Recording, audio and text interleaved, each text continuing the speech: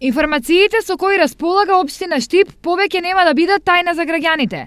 Наскоро податоците од повеќе сектори ќе бидат објавени на општинската веб страна. За ова да се случи, најпрви е неопходна изработка на регистар на податоци со кои Штип располага во моментов. Врз основа на тоа со кое што ние располагаме, истите тие во соодветен формат во соработка со службите од IT секторот, значи истите ќе бидат поставени. Како што беше укажано, не е целта само да се постави каков и да е податок, туку треба истиот да биде квалитетен. Ваков регистар во Македонија имаат малку општини, а нивното искуство покажало дека најголем интерес има за конкретни податоци. Пристапот до буџетите и до оној така наречен граѓански буџет, за да може секој да го разбере, а не оној кој што вообичаено луѓето кои што одговорни за финансии знаат како да го толкуваат, меѓутоа обичните луѓе не.